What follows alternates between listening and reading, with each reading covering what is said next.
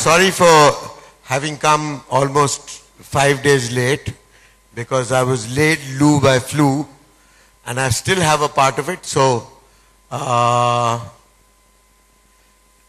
glad that we have this distance between us because every time I cough through the mic, you guys might get an infection in your ear.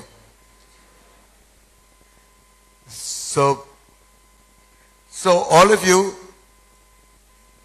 in your classrooms and in your case histories constantly hear the word brand. Brand could be God, it could be Ganpati, it could be nebulous, it could be anything. Why is the brand considered everything? The Maibap of the business of marketing and advertising. Because that's who you earn your money off. So if you can actually understand who your brand is and relate to him, then if you constantly sacrifice little things to him every morning, it's not illogical. You have to appease your brand in various ways. Now all of you know Mrs. Koshi, right? All of you know that she's a strict disciplinarian. All of you know that she's an eminent educationist. And all of you know at the end of it how much you can get away with. Right? So for you all, your brand is Mrs. Koshi. Right? So you every day sing hosannas for her. You all do chamchagiri whenever you need to, thinking that you'll get a little mileage.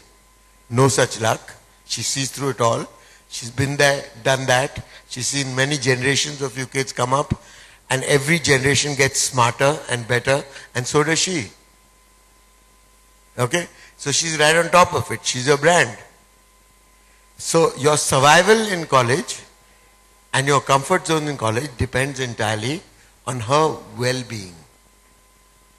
Every morning you have a little grapevine that goes tittering through the college. It's like a little titter which says, Mrs. Koshi is in a good mood, so if you want to ask her for any special favors, today is the time to do so.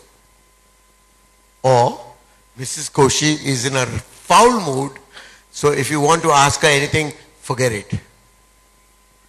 And most probably duck. Don't make eye contact, don't say anything, just say good morning and disappear. Okay, don't come anywhere near her because she'll catch hold of you and pick on you. Now, if you look at her as your brand, you treat her in a particular way, right? With a lot of very healthy respect. But at the same time, you also have to get your point of view across.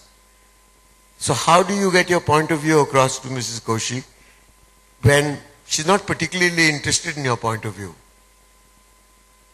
Because she knows that your point of view is always going to be able to ask her to cut some slack.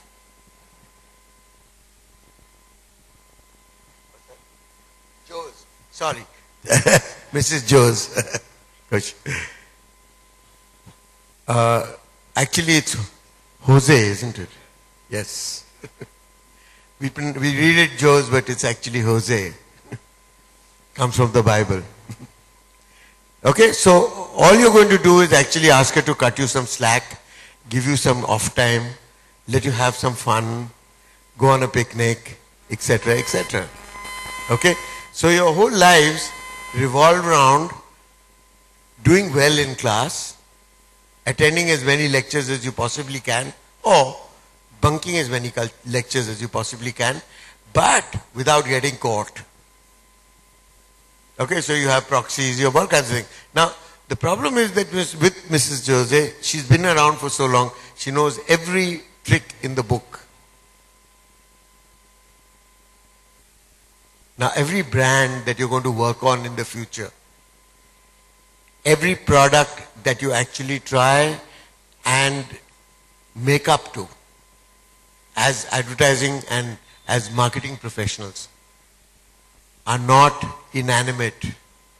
They're not objects. They're not chairs and tables, though they might take that shape.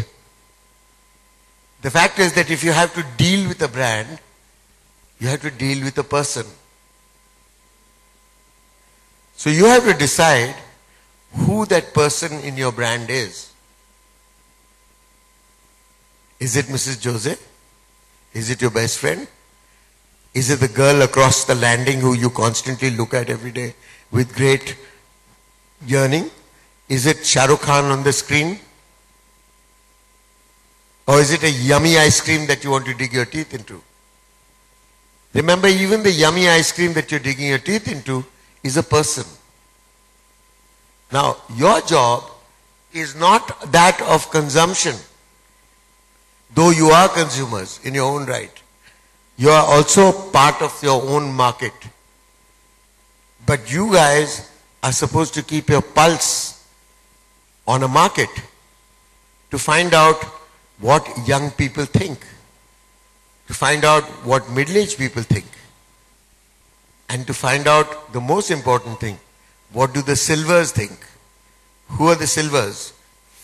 Unfortunately, I haven't turned silver yet, but this gentleman here is a silver. Okay? Anybody with silver hair is a silver.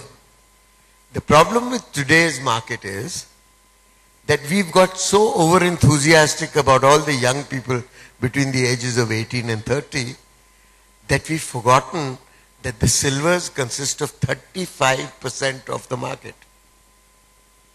And not too much advertising, unfortunately, is actually aimed at the silvers. Unless the silvers dye the hair black and get into really hep clothes and pretend they're 30 years younger, which I think a lot of them do, but I don't think they actually dye their hair black. There's too much of a pain.